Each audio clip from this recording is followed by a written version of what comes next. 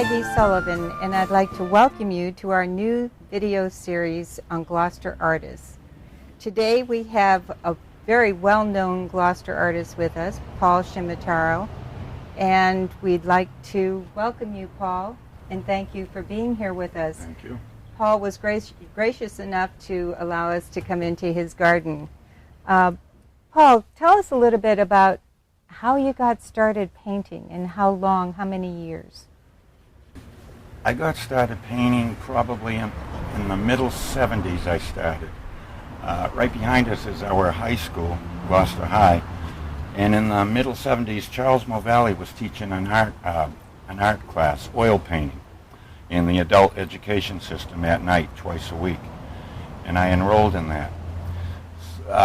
So that's how I started. I'm bad on dates. It might have been in 75 or 76, 1976. About how old? Was I? Mm-hmm. Oh, probably 20s. How old would I be right now? I just made 60 in May. But in those days, I think for like the first 5 years after I had taken that class, I was probably producing about 3 or 4 paintings a year. Really? Yeah, it was just because I was working. I was fishing. I was working on the wharfs, and I did a lot of drawing in my spare time. And that's how I started. Going back, Charles Movalli was the first teacher I had, and I'm glad. I'm so fortunate because to this day he's my favorite artist. And but he was at the time he was under the influence of Emile Gruppi. Right. Emile Gruppi took Charlie under his wing since he was a little kid, and they have Emile had a nice loose style, and Charlie liked that. And then if you see Charlie's paintings, he's his own man now. He's a very loose painter, and he gets to the gist of things, and that's the kind of artist that I always wanted to emulate. I was just fascinated by Emile Gruppi's work, and then I finally met Charlie Movalli. I just wanted to enroll in the oil painting class. I was fortunate to find that Charlie was going to be the teacher, and he was just starting out more or less at the time too as a serious painter. You said you were a fisherman. Yes. Is that where a lot of your inspiration comes from? I noticed in your paintings today you do a lot of fishing boats in the waterfront, the harbor. Yeah, I do that, but at the time when I started getting serious about it, the fishing industry was steadily declining, and you could see the end. And I wanted to capture the old days with the fishermen and the work they did. And I noticed a lot of the painters would work on the waterfront, and it would seem like the buildings and the boats themselves were the most important part of the paintings, and the fishermen and the fishermen were small in the paintings doing the work. I wanted to make the fishermen more important. And the hard. I wanted to depict the muscles and hard work and sweat that went into the work in the waterfront. So that's how your murals came to be. Yes, and synonymous with that, I was heavily impressed all through my childhood by Michelangelo's work on the Sistine ceiling.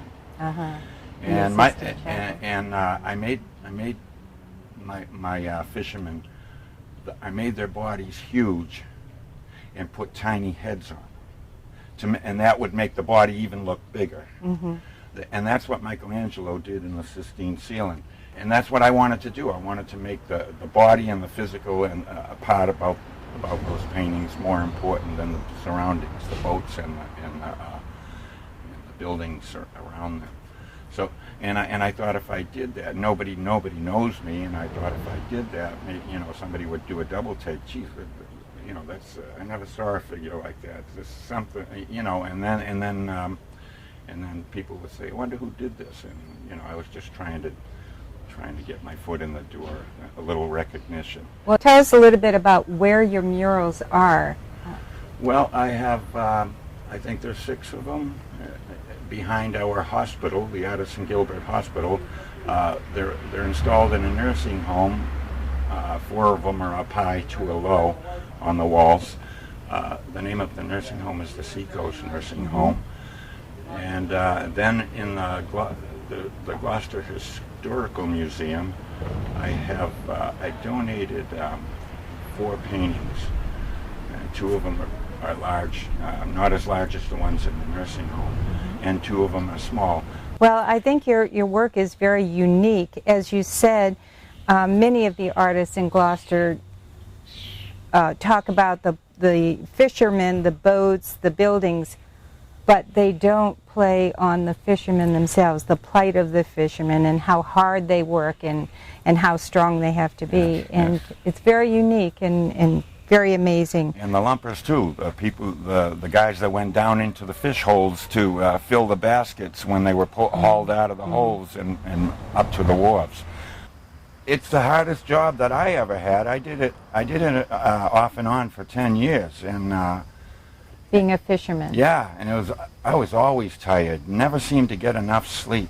Some of those boats I went on, if you get on a bunch of fish, you could be working 18, 20 hours a day. I've been on some offshore boats. That means when you're out there for 6 days at a time, 6 to 10 days at a time. And other 6 to 10 day trips, you'd be lucky if you could find any fish. But when you could, it was really hard work. You're always on deck, cutting and gutting the fish, and then I used to be in the hold of the boat, chopping ice and packing the fish with a long fork into the pens, and every 1,000 pounds you put about 500 pounds of ice on them, and then start another layer. It was endless. But I wanted to show, and the lumpers, they work hard. When you bring your catch in and you unload it at the wharf, they're down there, and there's not one break. It seems like a boat could come in with about 100,000 pounds of fish in like 4 or 5 hours. So two lumpers would get all that fish in baskets and up on the wharf. That's really a day's work.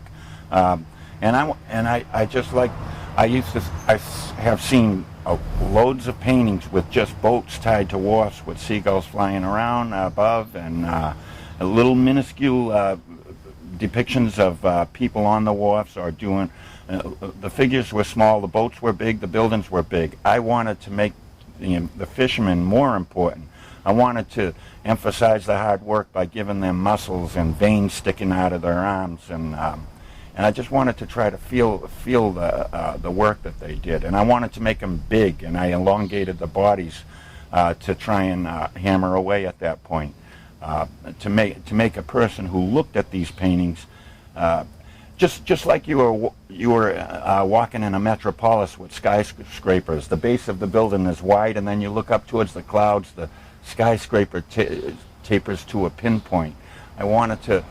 That's really looking up. It's almost tiring to look up that far. I think it comes across with the hunched over figures, and you feel for them. They're working so hard. Pulling nets and chopping ice and endless, and ripping the fish open and yanking guts out and hosing off the boat and packing the fish, and then when you come in, you don't really get days off. You gotta be down at the boat, and you gotta mend all the holes in the net, and then you gotta go and get your ice for the next trip. It's just like 7 days a week, that work. It's you really get time off. Only when there's a huge storm that lasts several days and the seas are huge, you might get a couple of days off, but most of the time you always had to go down in the morning and check on the boat and do something. But it was just I've been on. I had a roofing job for a bit. That was hard work. I moved furniture with another company. That was hard work. I did landscaping, but this being a fisherman and working on the wharfs, that was very, very back-breaking and sweaty work. They're unloading fish from a fishing boat, which you only see the wheelhouse in the distance beyond the workers. On the left-hand side, you see the wheelhouse, and you see a sliver of the railing behind that man who's grabbing that big basket of fish there. And then beyond, there's boats in the background, a little bit of water. But they're unloading fish from a fishing boat and then dumping it on that slanting table, and they're culling the fish out. They're separating the species into the boxes. And then when a box is full, they pull it onto the scale, and that man in the foreground is weighing the fish. He's the scale man. Most of the times, in those wooden boxes, you'd want 100 pounds of fish, and like 10 pounds of ice, a little layer of ice on the bottom and a little layer on top, and then a cover is nailed onto them. Okay. And from there, they're put on pallets. Wharf workers, and they're taking full boxes of fish and they're loading them onto pallets, and then covers would have to be nailed onto ice would have to be added, and covers would be nailed onto the tops of those wooden boxes. The man in the background is supposed to have a shovel in his hands, and he'll be putting ice on each new box that's added to the pallet. But they're wharf workers. The men who go down into the fish hole and actually fill up the baskets of fish which are being unloaded onto the wharf are called, we call them lumpers, or long. Now, what is the size of these particular murals? I don't remember the size. I really don't. It was so long ago. Mm-hmm. I don't know what. I just came here and I looked at the walls, and where they're slanting, I knew that I could fit a large one on one end and a smaller one on the other, mm-hmm. because of the slanting ceiling. At the time, I must have measured the ceiling, okay, before I even started. And that's why I chose the size. But I don't remember the footage or how many inches each painting is one way or the other. Okay. Well, he's just dragging a box away from the action, but behind him is a thing they called a jitterbug. It was a hydraulic vehicle which had these long forks or prongs in the front, and they could grab a pallet with hundreds of pounds of fish on it, and then they could lift it up, slant it, and drive it up to a truck, and then straighten it out and load it into the truck, which would either being driven to Boston or New York, and from there to the fish would be sold to other places in the country. I love the way you exaggerated the hands and the muscles and the shoulders and the arms and all, and put emphasis on the work, how difficult it was and how strong you had to be. One man's dressing the fish, and guts would have to be removed, because if you leave you can't put fish in the hold of a ship and leave the guts in it, because if you're out there several days, it'll just rot the fish. The guts will rot and the fish will be useless. So they have to dress the fish and remove the guts by hand, and then wash it with a hose of salt water, and then it would be put down below and iced up. And then there's the man on the left, the heavyset fella on the left, is just there's a little stick with a nail in it. They use that to prong the flatfish, the flounders, and they put them in baskets and just hand them down to the man in the fish hole. This is what they call a day off. A day off, mending the nets. Mending the nets, and that's what they're doing. And the foreground, the rope and the fella in the foreground, and all the balls on the net. That's the float line. That's the top of the net. Now, where would they have done this? Wherever they birth or take take their fish out. Usually have a deal with the wharf owner. You let me take my fish out here.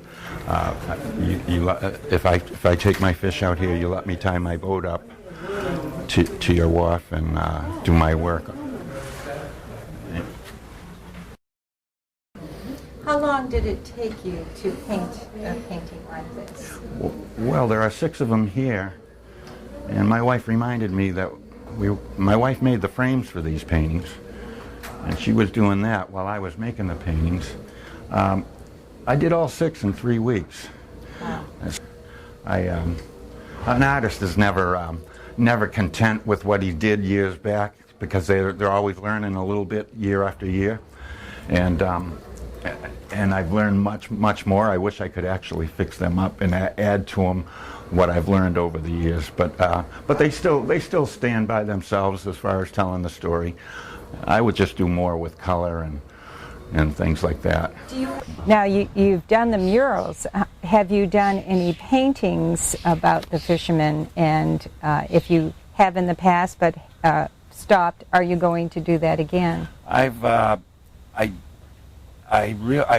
done some small ones, and I did sell some, but using that kind of perspective where I elongated the bodies, they appealed more to men than women. I don't know why, but so I sort of I wasn't really selling a lot of those paintings, so I sort of and I was having a hard time. My wife was working, and I was trying to make a living out of being a full-time artist, but it wasn't working out. So I found that I was selling more marine paintings with the boats and lighthouses and stuff like that. And just because money was so important, it wasn't really what I wanted to paint, but that's what people were always looking for. But now, over the years, a lot of people have come up to me and they say, I wish you would do that. I wish you would make more paintings smaller, like you have in the nursing home and in the Gloucester Historical Society. And so I've been getting a lot of that here and there, sporadically. And I'm considering doing that again. Well, I'm glad to hear that, because I think you may have been ahead of your time. And I think people are starting to recognize the power behind those murals, and I'm glad to hear you say that you're going to be working on more paintings like that too. Tell us a little bit about the paintings that you're doing now. They also are very lovely. You're doing oils, and what is mostly your subject matter? And my favorite subject matter are marine paintings. I do love to paint boats, especially fishing boats and lobster boats. And but I also have fun with street scenes, neighborhoods and street scenes like surrounding us. I've gone out in the street here, and I've painted many neighborhoods in Gloucester, and I do an occasional still life, but some still lifes, mostly marines and street scenes are my favorite subjects. But you're inspiring me to, you and several other people recently are inspiring me to get back to portraying fishermen.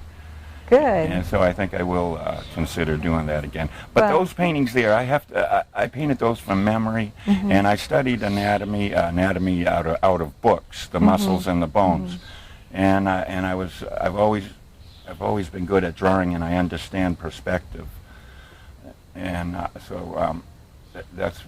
but it takes time to think of, it takes a lot of time. Whereas when you have a scene right in front of you, it's easy on the mind. Right. It's much easier on the mind, and it's fast, and where I never really depended on art to make a living, I find it easier to, when I get inspired and get free time on my hands, my wife and I will pack up and wander around, get in the truck and look for a scene to paint. And it's fast and simple. If I have to spend more than 2.5 hours on a painting, I start getting bored. But I was taught that. That was Charlie. Right. Who said Charles Movalli. if you can't do it fast, then you're not motivated? It's spontaneous, you know. In the in the old days, there was a lot of, in the Renaissance. People liked to paint a lot of detail. They explained everything they painted with the brush. Now, ever since photography, I believe that painters, a lot of painters, are trying to get to the gist of a scene. They have a focal point, and everything else in the painting hammers away at that focal point. It's there, but it's not there. It's just so you don't have to explain everything in detail. You can suggest things that bring you to that point. The focal point, if you want any detail, that's my philosophy. That's where you put it. So even though Movalli was a great influence in the early years, you're pretty much self-taught, and you're always studying and learning. Yeah. But I started showing up at the Rockport Art Association. They had classes, something going on every night down at the Rockport Art Association, underneath in the back, and a lot of important artists used to go down there and paint at night, and a lot of them took me under their wing, and they taught me they taught me more about painting. So very nice. Yeah. I heard a lot about the groupie palette. Yeah. Do you use the groupie palette, or do you have your own? I say 6 out of 7. I think he only had like 7 or 8 colors, and I think 6 of mine are from the groupie palette. What colors do you? Well, it's white. Of course, everybody uses white. He used a zinc white. I use a titanium white. I use an ultramarine blue and a phthalo blue. I use a cadmium red deep and an alizarin crimson, which is more purple. And I use a light a lemon yellow or a cadmium yellow light, and I use a cadmium yellow deep, which is a little more on the cooler side. But most of that is from the groupie palette. Well, tell us a little bit about where your paintings are. If people wanted to purchase some of your paintings, where would they look?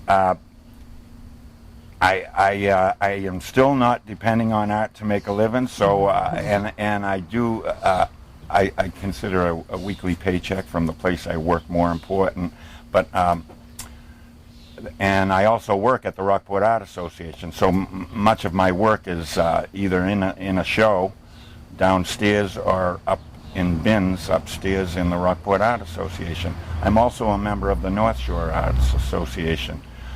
You might find a piece or two of mine there occasionally, but I've only recently decided that I think I should seriously consider starting to look for galleries and getting more of my work out there. And I feel more confident and comfortable with my work. Because in the earlier days there was a lot of bad stuff. I must have thrown 200 or 300 paintings out in the trash in the past. Yeah, and now you know. But every year you learn. If you can learn this much every year, Charlie says eventually you're going to be an oil painter. And then the more you learn, the more you see, you look back and say, geez, you know, it was very simple. I didn't know it in the beginning, but the older you get, the simpler it is, or it should be. Well, let's hope that people who are listening to this and hear you talk and learn more about your paintings, let's hope that they start looking you up. And you know, they talk about starving artists, but everyone has to start somewhere, and you are certainly a very talented artist. And Thank you very much. I hope that people learn about you so they feel the same way I do. I have a few more questions. One is, I'm curious, do you ever use watercolors or other mediums, or is it always oil? I haven't done enough of them to really feel comfortable with them. I like, if you make a mistake, I guess you have to use an eraser and try to rub it out and stuff. I really shaky with the watercolors. I feel more confident with the oils, and I'm still learning. I'm still learning how to use the palette. You could, even if you live 100 years, you could.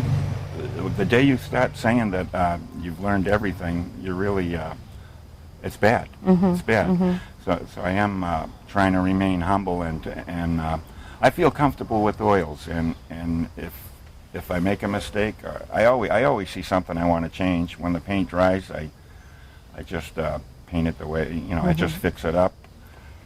Now, you appreciate having been taught by many of the other artists in the area.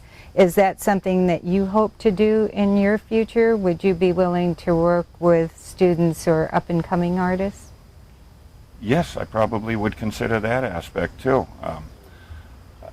Sometimes I have done a little of that. I myself years afterwards, did teach anatomy at the adult education. Oh, you did? Yes. And Wonderful. Charlie Movalli and his wife Dale were my students. Oh, great. And there were a couple of Marilyn Swift was one of my neighbor. Yeah, she was one of my students. Okay. But yeah, I taught an anatomy course at Gloucester High School. Excellent. But yeah, I would consider teaching. Sure. I love art, and I think I'm a good. I think I know what good art is, based on all the expert artists that I have met, and the conversations we've had, and the books that I've read. I think I really know how to. I think I can dissect a painting pretty well. Well, Paul, it comes through in your paintings, and as I said before, they're not only beautiful, they're powerful, and I think they tell a whole story. And I hope everyone gets a chance to see your murals and your paintings. They're absolutely wonderful. And your landscaping, again, is beautiful. Oh, thank you very much. So thank you again for joining us today. My pleasure. My pleasure. Thank you, Maggie. I'm Maggie Sullivan, and I want to thank you for joining us today. We plan to be speaking with other Gloucester artists in the future, and we'll look forward to having you join us. Thank you.